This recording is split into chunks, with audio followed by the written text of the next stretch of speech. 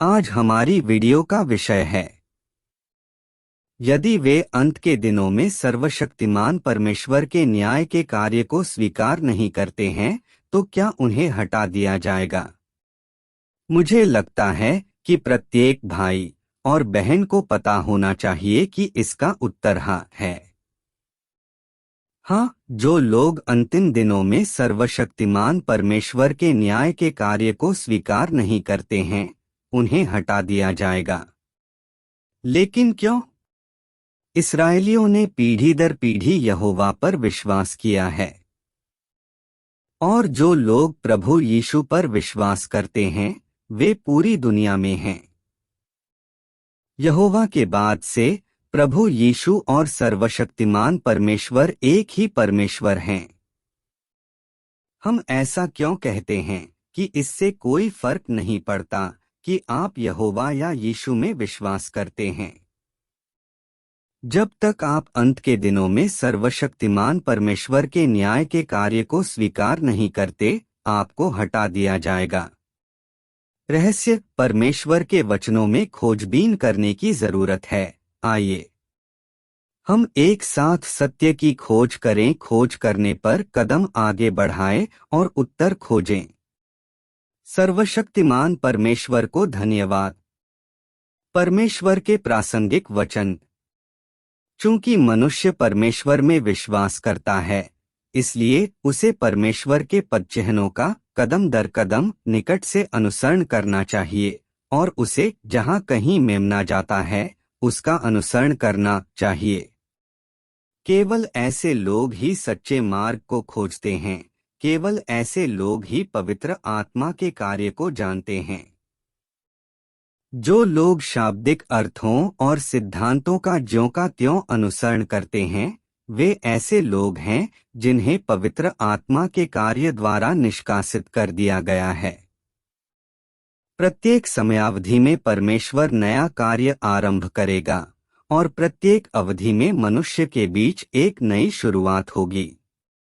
यदि मनुष्य केवल इन सत्यों का ही पालन करता है कि यहोवा ही परमेश्वर है और यीशु ही मसीह है, जो ऐसे सत्य हैं जो केवल उनके अपने युग पर ही लागू होते हैं, तो मनुष्य कभी भी पवित्र आत्मा के कार्य के साथ कदम नहीं मिला पाएगा और वह हमेशा पवित्र आत्मा के कार्य को हासिल करने में अक्षम रहेगा।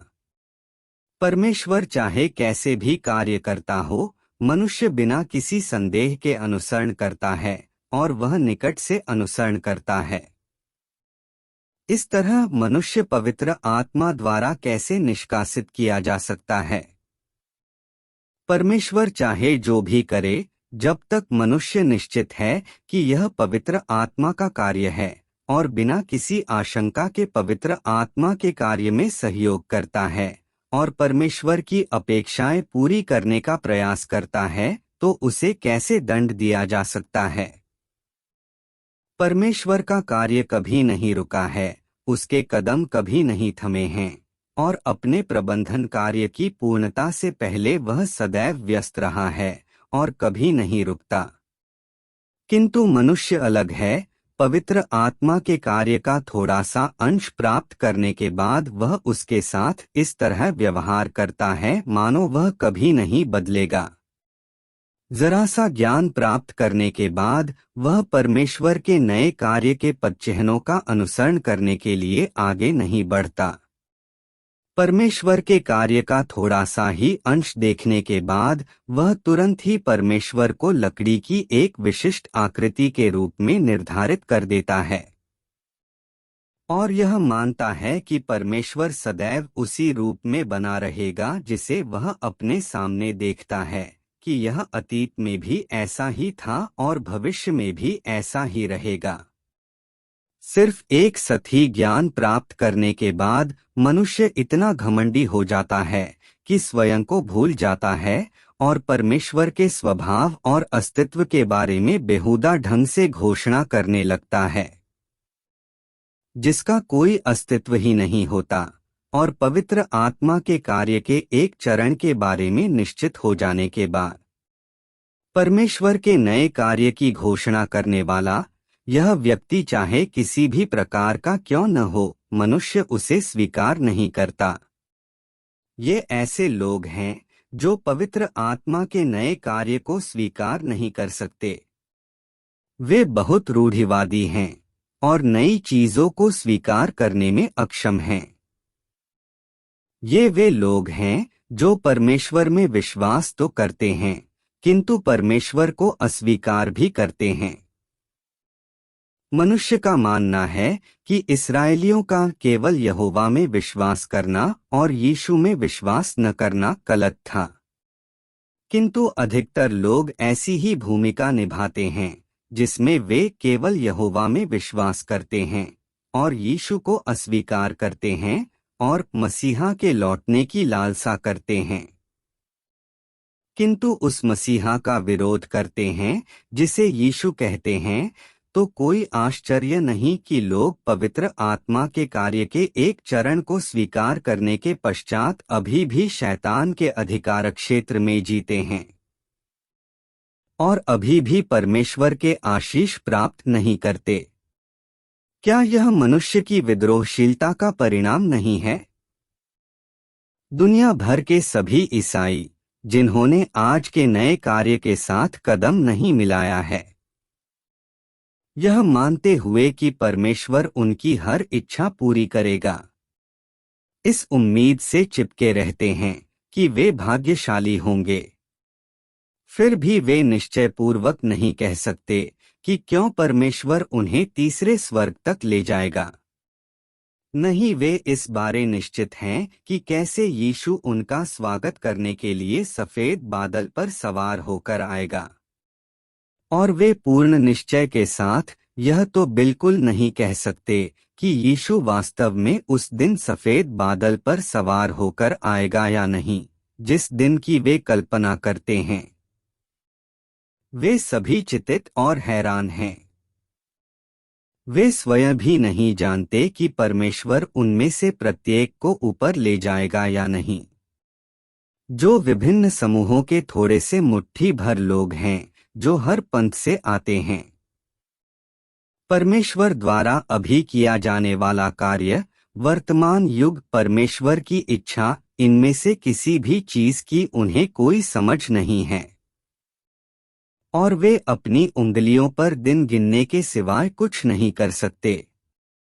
जो लोग बिल्कुल अंत तक मेने के पदचिह्नों का अनुसरण करते हैं, केवल वे ही अंतिम आशीष प्राप्त कर सकते हैं, जबकि वे चतुर लोग जो बिल्कुल अंत तक अनुसरण करने में असमर्थ हैं, किंतु विश्वास करते हैं कि उन्होंने सब कुछ प्राप्त कर लिया है, वे परमेश्वर के प्रकटन को देखने में असमर्थ हैं।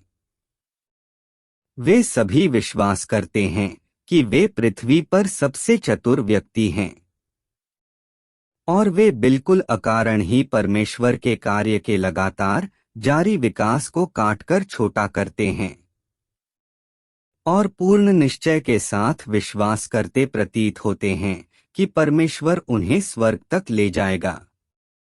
वे जो कि परमेश्वर के प्रति अत्यधिक वफादार हैं, परमेश्वर का अनुसरण करते हैं और परमेश्वर के वचनों का पालन करते हैं, भले ही उनमें परमेश्वर द्वारा बोले गए वचनों के प्रति अत्यधिक वफादारी हो, फिर भी उनके वचन और करतूतें अत्यंत घिनौनी हैं, क्योंकि वे पवित्र आत्मा के कार्य का विरोध करते हैं और छल और दुष्टता करते हैं। जो लोग बिल्कुल अंत तक अनुसरण नहीं करते, जो पवित्र आत्मा के कार्य के साथ कदम मिलाकर नहीं चलते और जो केवल पुराने कार्य से चिपके रहते हैं, वे न केवल परमेश्वर के प्रति वफादारी हासिल करने में असफल हुए हैं, बल्कि इसके विपरीत वे ऐसे लोग बन गए हैं जो परमेश्वर का विरोध करते हैं। ऐसे लोग बन गए हैं जिन्हें नए युग द्वारा ठुकरा दिया गया है और जिन्हें दंड दिया जाएगा। क्या उनसे भी अधिक दयनीय कोई है?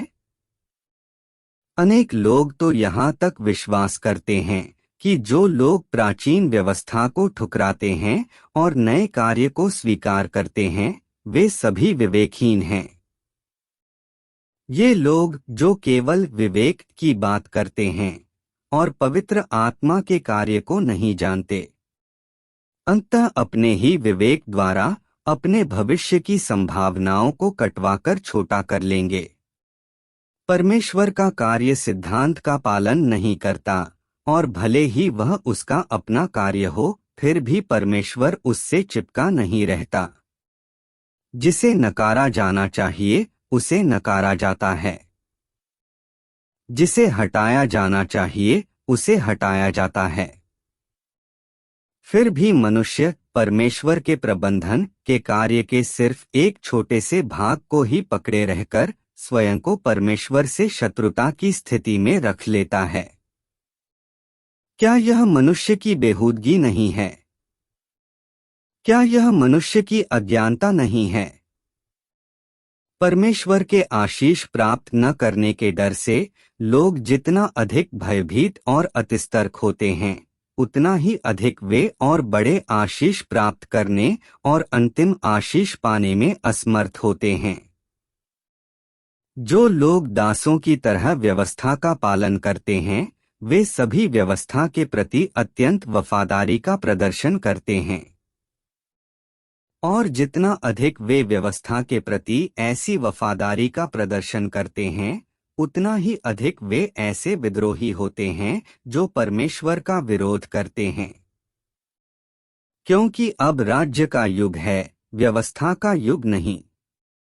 और आज के कार्य और अतीत के कार्य को एक जैसा नहीं बताया जा सकता, न ही अतीत के कार्य की तुलना आज के कार्य से की जा सकती है।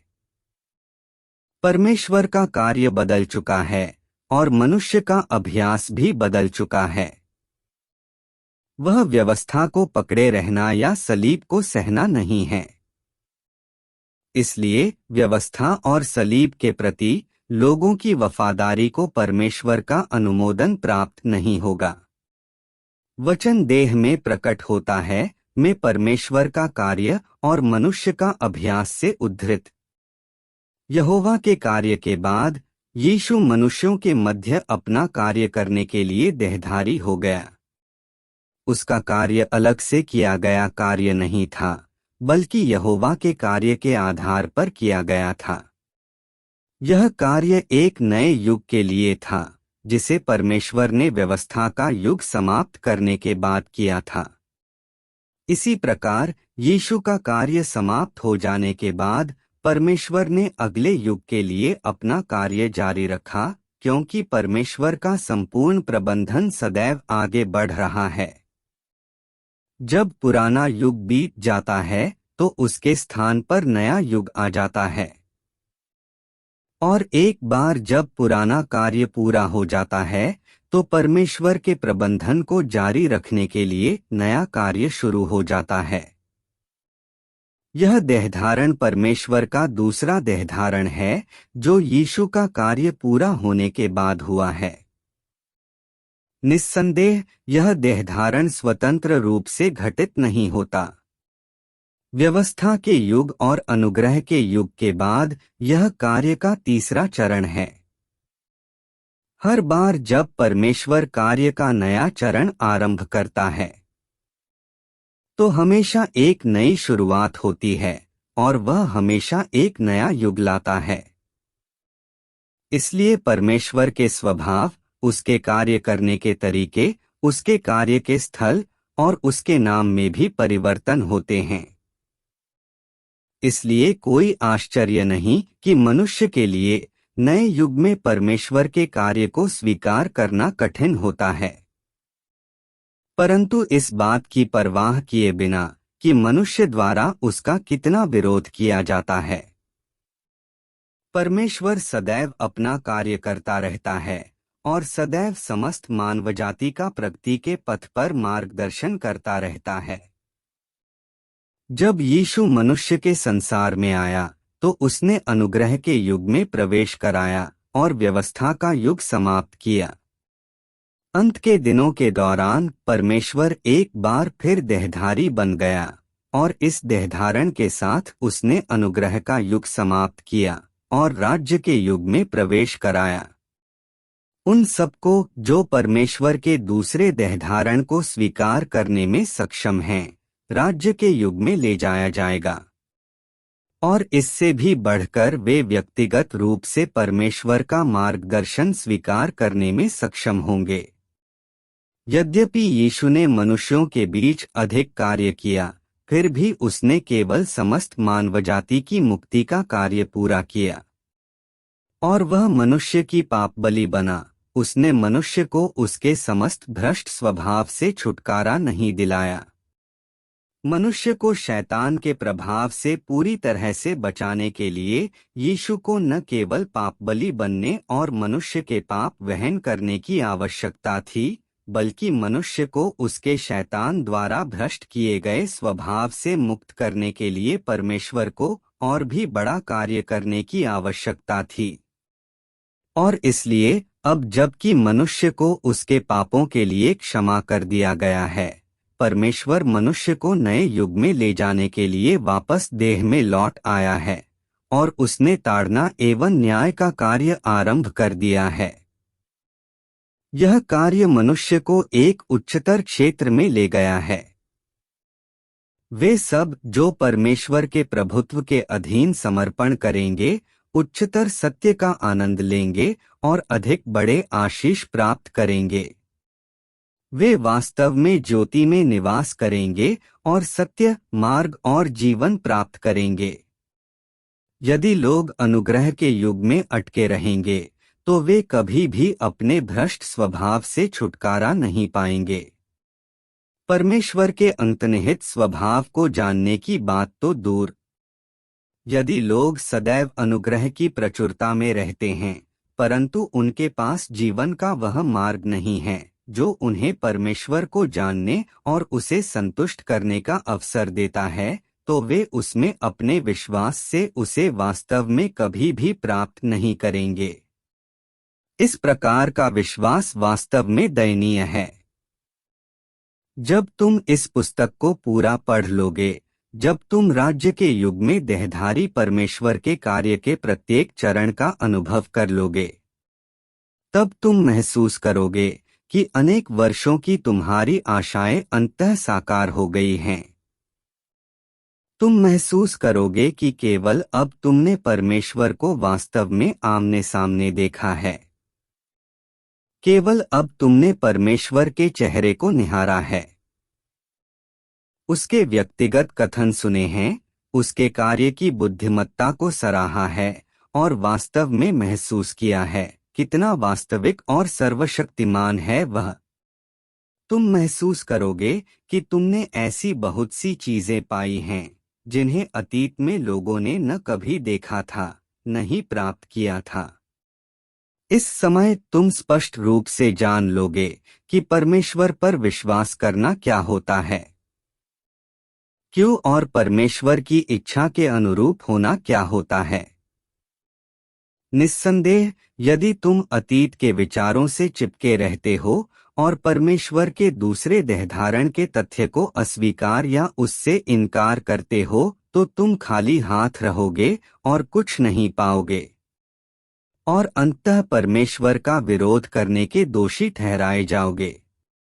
वचन देह में प्रकट होता है कि प्रस्तावना से उद्धृत परमेश्वर के संपूर्ण कार्य के दौरान यदि मनुष्य को सदैव यहोवा की व्यवस्था का पालन करना होता, तो परमेश्वर का कार्य प्रगति नहीं कर सकता था और संपूर्ण युग का अंत करना तो बिल्कुल भी संभव न होता। यदि मनुष्य हमेशा सलीब को पकड़े रहता और धैर्य और विनम्रता का अभ्यास करता रहता, तो परमेश्वर के कार्य का प्रगति करते रहना असंभव होता। 6000 वर्षों का प्रबंधन ऐसे ही उन लोगों के बीच समाप्त नहीं किया जा सकता जो केवल व्यवस्था का पालन करते हैं या सिर्फ सलीब थामे रहते हैं और धैर्य और विनम्रता का अभ्यास करते हैं। इसके बजाय परमेश्वर के प्रबंधन का संपूर्ण कार्य अंत के दिनों के उन लोगों के बीच समाप्त किया जाता है जो परमेश्वर को जानते हैं, जिन्हें शैतान के चंगुल से छुड़ाया गया है और जिन्होंने अपने आप को शैतान के प्रभाव से पूरी तरह से मुक्त कर लिया है। यह परमेश्वर के कार्य की अनिवार्य दिशा है। ऐसा क्यों कहा जाता है कि धार्मिक कलीसियाओं के लोगों का अभ्यास पुराना पड़ गया है? वह इसलिए क्योंकि जिसका वे अभ्यास करते हैं वह आज के कार्य से असंबद्ध है। अनुग्रह के युग में जिसका वे अभ्यास करते थे वह सही था, किंतु चूंकि युग गुजर चुका है और परमेश्वर का कार्य बदल चुका है, इसलिए उनका अभ्यास धीरे धीरे प्रचलन से बाहर हो गया है।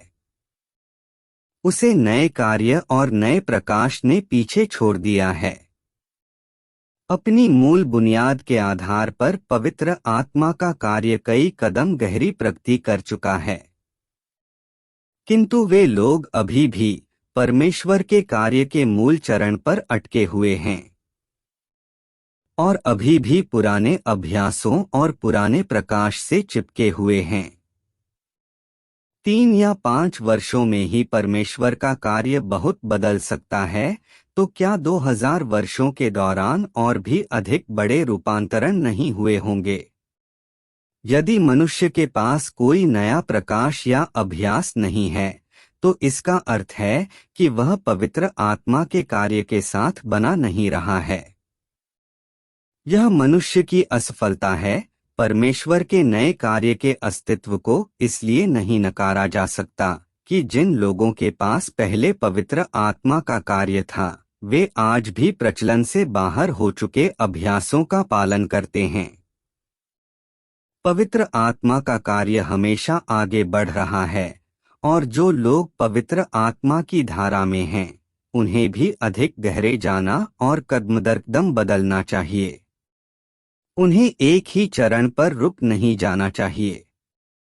जो लोग पवित्र आत्मा के कार्य को नहीं जानते, केवल वे ही परमेश्वर के मूल कार्य के बीच बने रहेंगे और पवित्र आत्मा के नए कार्य को स्वीकार नहीं करेंगे। जो लोग अवज्ञाकारी हैं, केवल वे ही पवित्र आत्मा के कार्य को प्राप्त करने में अक्षम होंगे। यदि मनुष्य का अभ्यास पवित्र आत्मा के नए कार्य के साथ गति बनाए नहीं रखता, तो मनुष्य का अभ्यास निश्चित रूप से आज के कार्य से कटा हुआ है और वह निश्चित रूप से आज के कार्य के साथ असंगत है। ऐसे पुराने लोग परमेश्वर की इच्छा पूरी करने में एकदम अक्षम होते हैं और वे ऐसे लोग तो बिल्कुल भी नहीं बन सकते जो अंततः परमेश्वर की गवाही देंगे।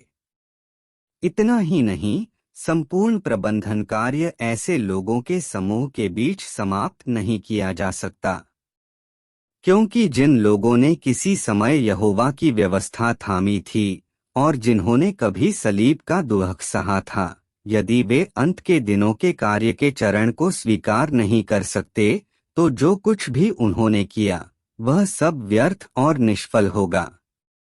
पवित्र आत्मा के कार्य की स्पष्टतम अभिव्यक्ति अभी वर्तमान को गले लगाने में है, अतीत से चिपके रहने में नहीं। जो लोग आज के कार्य के साथ बने नहीं रहे हैं और जो आज के अभ्यास से अलग हो गए हैं, वे वो लोग हैं जो पवित्र आत्मा के कार्य का विरोध करते हैं और उसे स्वीकार नहीं करते। ऐसे लोग परमेश्वर के वर्तमान कार्य की अवहेलना करते हैं। यद्यपि वे अतीत के प्रकाश को पकड़े रहते हैं, किंतु इससे इनकार नहीं किया जा सकता कि वे पवित्र आत्मा के कार्य को नहीं जानते। मनुष्य के अभ्यास में परिवर्तनों के बारे में, अतीत और वर्तमान के बीच के अभ्यास की भिन्नताओं के बारे में, पूर्ववर्ती युग के दौरान किस प्रकार अभ्यास किया जाता था और आज किस प्रकार किया जाता है, इस बारे में यह सब बातचीत क्यों की गई है। मनुष्य के अभ्यास में ऐसे विभाजनों के बारे में हमेशा बात की जाती है, क्योंकि पवित्र आत्मा का कार्य लगातार आगे बढ़ रहा है। इसलिए मनुष्य के अभ्यास का निरंतर बदलना आवश्यक है। यदि मनुष्य एक ही चरण में अटका रहता है, तो यह प्रमाणित करता है कि वह परमेश्वर के नए कार्य और नए प्रकाश के साथ बने रहने में असमर्थ है। इससे यह प्रमाणित नहीं होता कि परमेश्वर की प्रबंधन योजना नहीं बदली है। जो पवित्र आत्मा की धारा के बाहर हैं, वे सदैव सोचते हैं कि वे सही हैं, किंतु वास्तव में उनके भीतर परमेश्वर का कार्य बहुत पहले ही रुक गया है और पवित्र आत्मा का कार्य उनमें अनुपस्थित है। परमेश्वर का कार्य बहुत पहले ही लोगों के एक अन्य समूह को हस्तांतरित हो गया था, ऐसे लोगों के समूह को जिन पर वह अपने नए कार्य को पूरा करने का इरादा रखता है। चूंकि धर्म में मौजूद लोग परमेश्वर के नए कार्य को स्वीकार करने में अक्षम हैं और केवल अतीत के पुराने कार्य को ही पकड़े रहते हैं, इसलिए परमेश्वर ने इन लोगों को छोड़ दिया है और वह अपना कार्य उन लोगों पर करता है जो इस नए कार्य को स्वीकार करते हैं। ये वे लोग हैं जो उसके नए कार्य में सहयोग करते हैं और केवल इसी तरह से उसका प्रबंधन पूरा हो सकता है। परमेश्वर का प्रबंधन सदैव आगे बढ़ रहा है और मनुष्य का अभ्यास हमेशा ऊंचा हो रहा है। परमेश्वर सदैव कार्य कर रहा है और मनुष्य हमेशा जरूरतमंद है। इस तरह से दोनों अपने चरम बिंदु पर पहुंच गए हैं और परमेश्वर और मनुष्य का पूर्ण मिलन हो गया है। यह परमेश्वर के कार्य की पूर्णता की अभिव्यक्ति है और यह परमेश्वर के संपूर्ण प्रबंधन का अंतिम परिणाम है। वचन देह में प्रकट होता है में परमेश्वर का कार्य और मनुष्य का अभ्यास से उद्धृत अंत के दिनों का मसीह जीवन लेकर आता है और सत्य का स्थायी और शाश्वत मार्ग लेकर आता है। यह सत्य वह मार्ग है जिसके द्वारा मनुष्य जीवन प्राप्त करता है और यह एकमात्र मार्ग है जिसके द्वारा मनुष्य परमेश्वर को जानेगा और परमेश्वर द्वारा स्वीकृत किया जाएगा। यदि तुम अंत के दिनों के मसीह द्वारा प्रदान किया गया जीवन का मार्ग नहीं खोजते हो तो तुम यीशु की स्वीकृति कभी प्राप्त नहीं करोगे और स्वर्ग के राज्य के फाटक में प्रवेश करने के योग्य कभी नहीं हो पाओगे, क्योंकि तुम इतिहास की कठपुतली और कैदी दोनों ही हो। वे लोग जो नियमों से, शब्दों से नियंत्रित होते हैं और इतिहास की जंजीरों में जकड़े हुए हैं, न तो कभी जीवन प्राप्त कर पाएंगे और न ही जीवन का शाश्वत मार्ग प्राप्त कर पाएंगे। ऐसा इसलिए है क्योंकि उनके पास सिंहासन से प्रवाहित होने वाले जीवन के जल की बजाय बस मैला पानी ही है, जिससे वे हजारों सालों से चिपके हुए हैं। वे जिन्हें जीवन के जल की आपूर्ति नहीं की गई है, हमेशा के लिए मुर्दे, शैतान के खिलौने और नरक की संतानें बने रहेंगे। फिर वे परमेश्वर को कैसे देख सकते हैं? यदि तुम केवल अतीत को पकड़े रखने की कोशिश करते हो, केवल जड़वत खड़े रहकर चीजों को जस का तस रखने की कोशिश करते हो और यथास्थिति को बदलने और इतिहास को खारिज करने की कोशिश नहीं करते हो, तो क्या तुम हमेशा परमेश्वर के विरुद्ध नहीं होगे? परमेश्वर के कार्य के चरण उमड़ती लहरों और गरजते तूफानों की तरह विशाल और शक्तिशाली हैं, फिर भी तुम निठल्ले बैठकर तबाही का इंतजार करते हो, अपनी नादानी से चिपके रहते हो और कुछ भी नहीं करते हो। इस तरह तुम्हें मेमने के पदचिह्नों का अनुसरण करने वाला व्यक्ति कैसे माना जा सकता है? तुम जिस परमेश्वर को थामे हो उसे उस परमेश्वर के रूप में सही कैसे ठहरा सकते हो जो हमेशा नया है और कभी पुराना नहीं होता? और तुम्हारी पीली पड़ चुकी किताबों के शब्द तुम्हें नए युग में कैसे ले जा सकते हैं? वे परमेश्वर के कार्य के चरणों को ढूंढने में तुम्हारी अगुवाई कैसे कर सकते हैं? और वे तुम्हें ऊपर स्वर्ग में कैसे ले जा सकते हैं?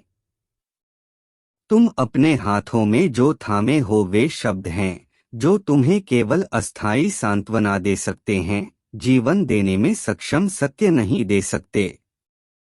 तुम जो शास्त्र पढ़ते हो वे केवल तुम्हारी जिह्वा को समृद्ध कर सकते हैं, और ये बुद्धिमत्ता के वचन नहीं हैं जो मानव जीवन को जानने में तुम्हारी मदद कर सकते हैं।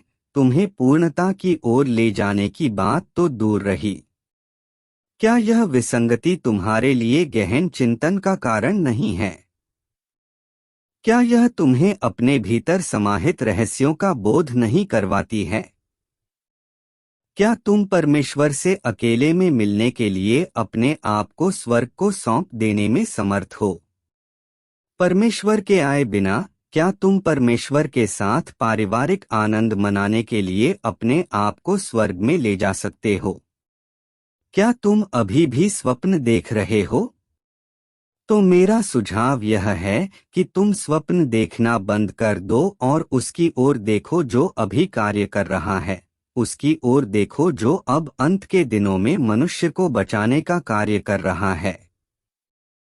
यदि तुम ऐसा नहीं करते हो तो तुम कभी भी सत्य प्राप्त नहीं करोगे और न ही कभी जीवन प्राप्त करोगे।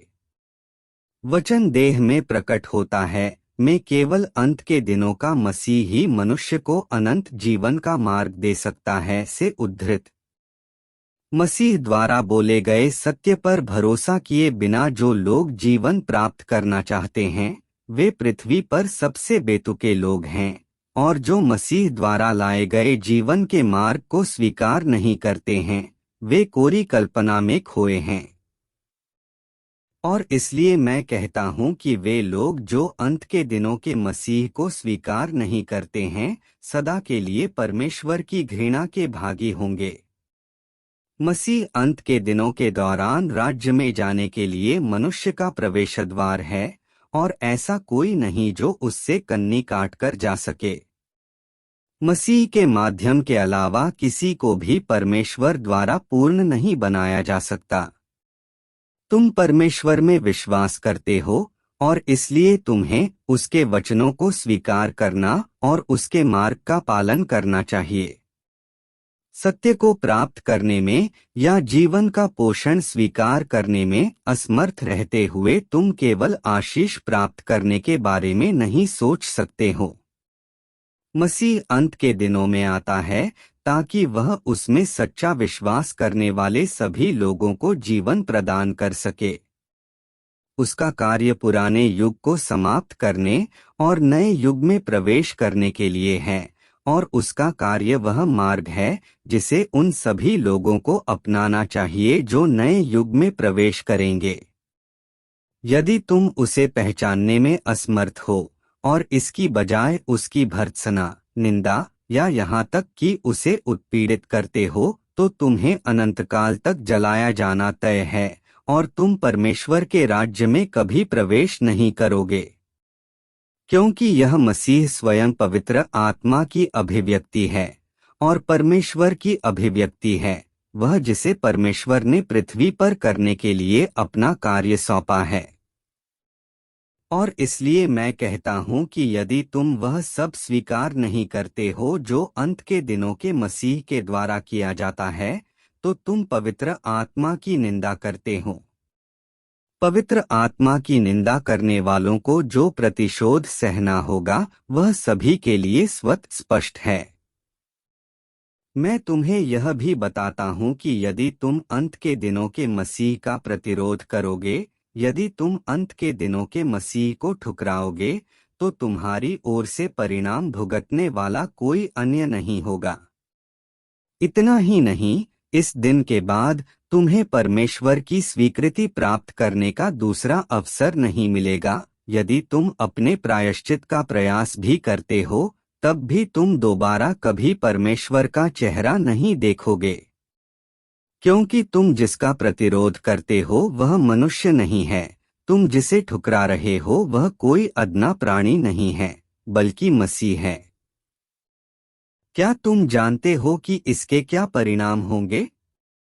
तुमन कोई छोटी मोटी गलती नहीं, बल्कि एक जघन्य अपराध किया होगा।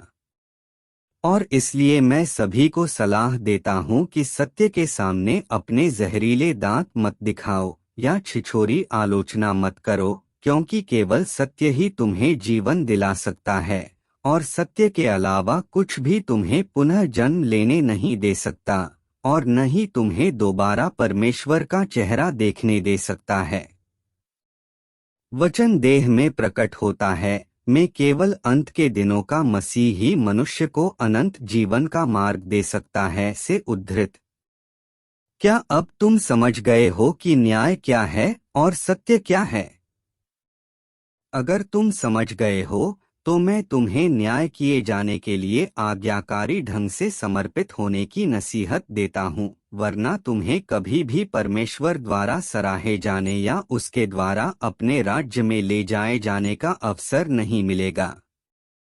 जो केवल न्याय को स्वीकार करते हैं लेकिन कभी शुद्ध नहीं किए जा सकते, अर्थात जो न्याय के कार्य के बीच से ही भाग जाते हैं, वे हमेशा के लिए परमेश्वर की घृणा के शिकार हो जाएंगे और नकार दिए जाएंगे। फरीसियों के पापों की तुलना में उनके पाप संख्या में बहुत अधिक और ज्यादा संगीन हैं, क्योंकि उन्होंने परमेश्वर के साथ विश्वासघात किया है और वे परमेश्वर के प्रति विद्रोही हैं। ऐसे लोग जो सेवा करने के भी योग्य नहीं हैं, अधिक कठोर दंड प्राप्त करेंगे जो चिरस्थायी भी होगा। परमेश्वर ऐसे किसी भी गद्दार को नहीं छोड़ेगा जिसने एक बार तो वचनों से वफादारी दिखाई मगर फिर परमेश्वर को धोखा दे दिया। ऐसे लोग आत्मा, प्राण और शरीर के दंड के माध्यम से प्रतिफल प्राप्त करेंगे। क्या यह हूबहू परमेश्वर के धार्मिक स्वभाव का प्रकटन नहीं है? क्या मनुष्य का न्याय करने और उसे उजागर करने में परमेश्वर का यह उद्देश्य नहीं है? परमेश्वर उन सभी को जो न्याय के समय के दौरान सभी प्रकार के दुष्ट कर्म करते हैं, दुष्टात्माओं से आक्रांत स्थान पर भेजता है और उन दुष्टात्माओं को इच्छानुसार उनके दैहिक शरीर नष्ट करने देता है और उन लोगों के शरीरों से लाश की दुर्गंध निकलती है। ऐसा उनका उचित प्रतिशोध है। परमेश्वर उन निष्ठाहीन झूठे विश्वासियों, झूठे प्रेरितों और झूठे कार्यकर्ताओं का हर पाप उनकी अभिलेख पुस्तकों में लिखता है और फिर जब सही समय आता है वह उन्हें गंदी आत्माओं के बीच में फेंक देता है और उन अशुद्ध आत्माओं को इच्छानुसार उनके संपूर्ण शरीरों को दूषित करने देता है ताकि वे कभी भी पुनः देह धारण न कर सकें और दोबारा कभी भी रोशनी न देख सकें। वे पाखंडी जो किसी समय सेवा करते हैं किंतु अंत तक वफादार बने रहने में असमर्थ रहते हैं, परमेश्वर द्वारा दुष्टों में गिने जाते हैं ताकि वे दुष्टों की सलाह पर चलें और उनकी उपद्रवी भीड़ का हिस्सा बन जाएं। अंत में परमेश्वर उन्हें जड़ से मिटा देगा। परमेश्वर उन लोगों को अलग फेंक देता है और उन पर कोई ध्यान नहीं देता जो कभी भी मसीह के प्रति वफादार नहीं रहे या जिन्होंने अपने सामर्थ्य का कुछ भी योगदान नहीं किया, और युग बदलने पर वह उन सभी को जड़ से मिटा देगा। वे अब और पृथ्वी पर मौजूद नहीं रहेंगे, परमेश्वर के राज्य का मार्ग तो बिल्कुल भी प्राप्त नहीं करेंगे। जो कभी भी परमेश्वर के प्रति ईमानदार नहीं रहे किंतु उसके साथ बेमन से व्यवहार करने के लिए परिस्थिति द्वारा मजबूर किए जाते हैं, वे परमेश्वर के लोगों की सेवा करने वालों में गिने जाते हैं। ऐसे लोगों की एक छोटी सी संख्या ही जीवित बचेगी, जबकि बड़ी संख्या उन लोगों के साथ नष्ट हो जाएगी जो सेवा करने के भी योग्य नहीं हैं। अंतत परमेश्वर उन सभी को जिनका मन परमेश्वर के समान है, अपने लोगों और पुत्रों को और परमेश्वर द्वारा याजक बनाए जाने के लिए पूर्वनियत लोगों को अपने राज्य में ले आएगा। वे परमेश्वर के कार्य के परिणाम होंगे। जहां तक उन लोगों का प्रश्न है जो परमेश्वर द्वारा निर्धारित किसी भी श्रेणी में नहीं आ सकते, वे अविश्वासियों में गिने जाएंगे।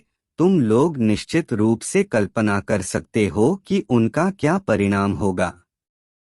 मैं तुम सभी लोगों से पहले ही वह कह चुका हूँ जो मुझे कहना चाहिए। जो मार्ग तुम लोग चुनते हो वह केवल तुम्हारी पसंद है, तुम लोगों को जो समझना चाहिए वह यह है, परमेश्वर का कार्य ऐसे किसी शख्स का इंतजार नहीं करता जो उसके साथ कदमताल नहीं कर सकता, और परमेश्वर का धार्मिक स्वभाव किसी भी मनुष्य के प्रति कोई दया नहीं दिखाता। वचन देह में प्रकट होता है, में मसीह न्याय का कार्य सत्य के साथ करता है से उद्धृत।